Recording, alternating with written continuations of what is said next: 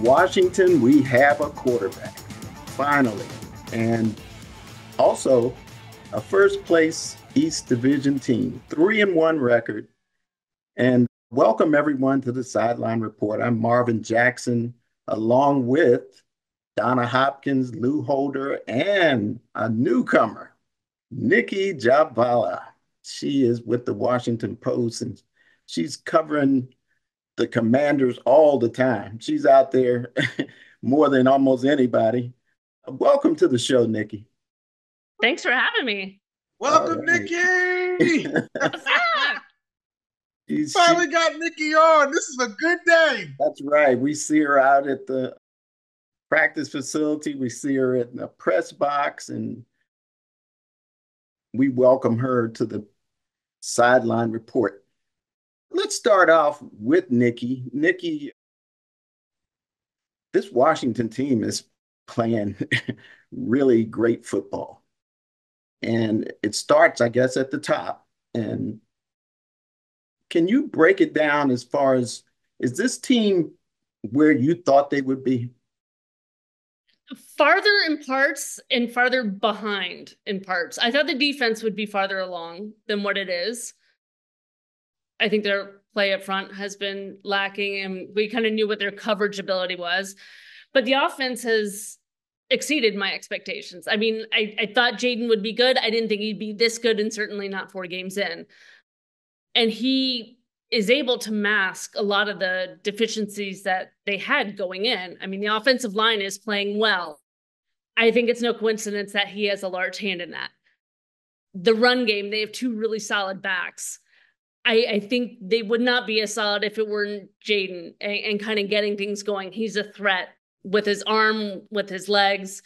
He makes the machine go. So to see him and what he's able to do and his decision-making, his vision, I think it's great. I mean, this is the most fun we've had watching this team in years, certainly since I've been on the beat.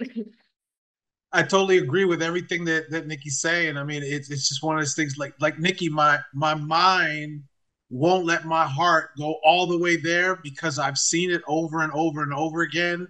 But because of the ownership and because of the GM and because of the head coach and because everything's new and this team is just buying in, it's just so fun, Nicki and Donna and Marvin, just to see the energy. I mean, it just starts with the little mental things. I mean, that road trip must have been one of those galvanizing moments.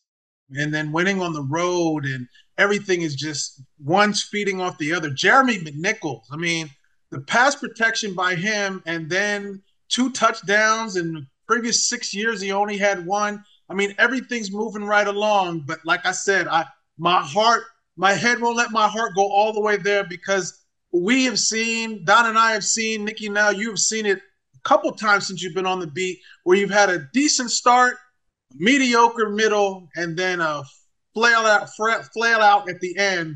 So there's still a lot of football left to be played, but I am excited about what you're seeing as far as the growth. It's that Commander's PTSD that you're experiencing. Donna, you were out there in Arizona. Talk about that. Yeah, it's kind of scary when I think about this team right now. You look at the 2 road games. That's what I'm most impressed with. A short week that they've got to get ready for Arizona.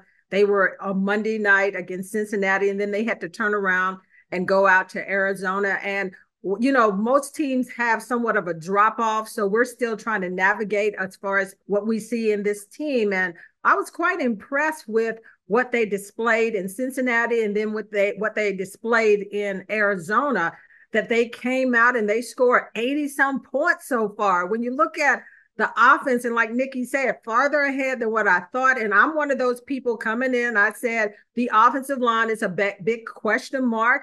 And they, like Nicki said, Daniels is one of the key reasons probably that we're seeing better out of them. But still, I think that they're navigating and learning each other a little bit more each week, that I think that they have passed my, thought of question marks. I mean, I'm still not going to crown them, but I think that this offense is going to only get better. And when you think about Jayden Daniels, he hasn't even tapped into his potential. And what we're seeing right now is something to behold. I'm glad for the fans that they finally are starting to see this. But I've got to mention Cliff Kingsbury and what he's been dialing up these last 2 weeks and throwing at everybody. That he took some criticism. Oh, college type offense. Oh, it's kind of like vanilla. But what he's thrown out these last 2 weeks, and I got to give this whole team, finally, this whole team stepped up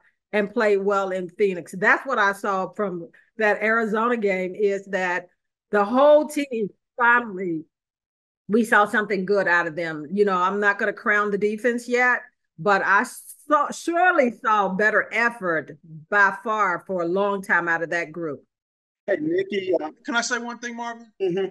And I will say to both Donna and Nicki, at the beginning of training camp, when we saw Bobby Wagner and Frankie Louvu and Chin come in, we were all like, at least I know I was like, look, this is like, at least with Bobby Wagner, it's like London Fletcher all over again, like a stabilizing part of the defense. They had to get their legs because they hadn't played in preseason. But man, you can now start to see that Frankie Louvu and Bobby Wagner are going to be like the straw that stirs the drink, and everybody's feeding off of the energy of those two individuals. And you want some of that drink, Lou. You definitely want some of that. Whatever they're dialing at right now, because when you look at Bobby Wagner, he had 15 tackles in that game against Arizona. And you look at Frankie Louvu, which they're talking about, what he's done, that the fire that he's bringing, they said the balance and everything. It starts with Frankie Louvu also, because, he had 7 tackles. What you're looking at with these two guys, and if the front of the defense could even, come and step up a little bit more with those two, when you talk about Bobby Wagner and Frankie Louvu, then we're in for a treat on this defense. But they're still trying to work through some things. But you gotta love looking at Frankie Louvu, and Jeremy Chin played a better game in Phoenix, which they were looking for that. But those two first guys that you called out, Lou, yeah, you got to take your hats off, your shoes off, whatever else for those guys. Hey, Nicki, you probably have a better idea. We have a guest with us. You have a better idea. That's Nicki plus one. and you have a better idea of how the players feel about things that are going on. Yeah. You're out there on the beat all the time. And what I'd like to know is, how did the players feel about staying on the road and not coming back? Yeah, I think it was, well, I guess it was different for some guys. Like Jayden, his history at Arizona State where they practice. I did ask him about that, and he said, yeah, it was a little weird, because you think about his history there. He transferred, and of course, then some of his teammates at the time kind of trashed him as he left.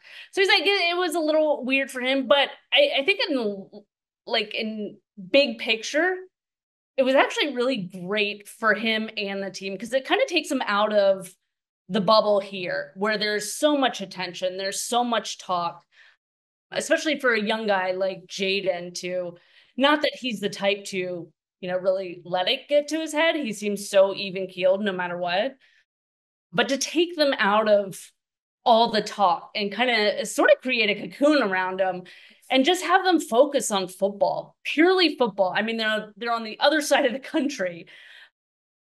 I think it was good in hindsight. And it's not like they had to do much. They didn't do anything in the heat. Obviously, it was 113. Donna knows what sort of, oh God, that was awful. But they just had like walkthroughs in the bubble. It's a short week. You're not going to run these guys into the ground. And it worked clearly based on the outcome. So yeah, I think it helped. I think it takes an adjustment. Whenever they do that, that is a long trip and it's a long time to be gone, especially for guys with families, young kids. But given, everything that was going on, it was probably a very good move on their part. And to not have to deal with a hurricane and travel issues, also a good move. Yeah, I thought so too. I thought it was a good move, especially early in the season like this, with a lot of new players, building that camaraderie and just them getting to know each other. So Sometimes, like you said, it doesn't work out as well for some players who have families, but I thought that it really helped bring the team together. So we're going to take a break right now. We're going to come back and talk about the upcoming game right here against the Cleveland Browns. So don't go away. More Sideline Report with Nicki, Donna, and Lou. Don't go away, folks.